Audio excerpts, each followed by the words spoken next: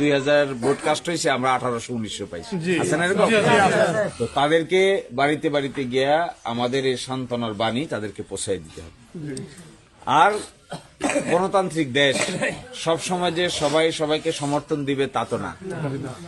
তারপরেও দিরাইশাল্লাহর পরিবেশ কিভাবে ভালো থাকে, কিভাবে হিন্দু মুসলমান সবাই মিলে বসবাস করতে পারে, কিভাবে মানুষ নির্যাতনের শিকার না হয়, আইন শৃঙ্খলা বাহিনী পুলিশ কর্তৃক নির্যাতন না হয়, এটা সব সময় আমি আপনাদেরকে সাথে নিয়ে সব সময় এটা খেয়াল রাখবো। অনেক সময় গরিব মানুষকে মামলা দিয়ে হয়রানি করা হয়, অনেক সময় দরিদ্র মানুষকে রাজনীতির কারণে মামলা দিয়ে থানার মধ্যে, কোর্টের মধ্যে, জেলের মধ্যে নেওয়া হয়। তা আমি ইনশাল্লাহ চেষ্টা করব, যদি এরকম কোনো ব্যক্তিকে মামলা দেওয়া হয়, জেলে নেওয়া হয়, ঢাকা হোক, সুনামগঞ্জ হোক, সিলেট হোক, আর সামারচর হোক, দিরাই হোক, আর সাল্লাহ হোক, আমি সবাইকে একেবারে বিনা পয়সায় আমি সার্ভিস দিয়ে যাব। আপনাদের কারো ব্যাপারে যদি কোনো মামলা মোকদ্দমার আসামি হন, কোনো রাজনৈতিক মামলার আসামি হন, কেউ কোনোভাবে অন্য কোনো মামলার আসামি হন, দয়া করে আমার সঙ্গে যোগাযোগ করবেন। সব সময় সর্বাবস্থায় এই মামলা সংক্রান্ত বিষয়ে যে দলেরই হন, যে মতেরই হন, সকলকেই আমি মামলা সংক্রান্ত বিষয়ে কোনো ফি ছাড়া আজীবন এই সার্ভিস আপনারা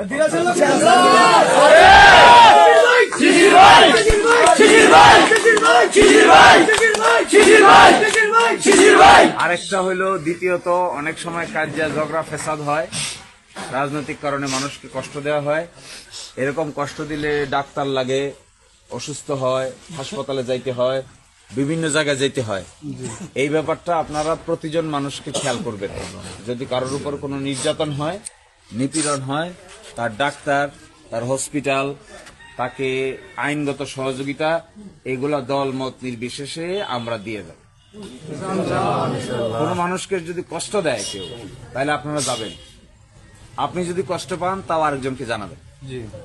আপনাকে যদি কষ্ট দেয়, তাও আপনি অন্যদেরকে জানাবেন। আপনার সামনে কাউকে কষ্ট দিলে তার পাশে গিয়ে দাঁড়াবেন।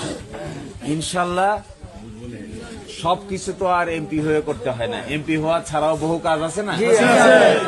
আপনারা দেখতে পাবেন, আমরা নির্বাচিত হই আর না হই, এরপরেও আমরা বেসরকারি ভাবে যা করতে পারবো, অনেক লোক আছেন যারা সরকারি ভাবেও তা করতে পারে।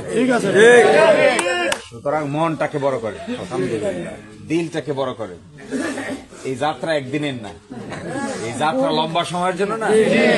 এই কয়দিন পরে ইউনিয়ন পরিষদের নির্বাচন আসবে, এরপরে আসবে হলো উপজেলা পরিষদের নির্বাচন, এরপরে দেখতে দেখতে আবার আসবে জাতীয় সংসদে, আসবে না? তো মন বড় করলে এগুলো করা যাবে না।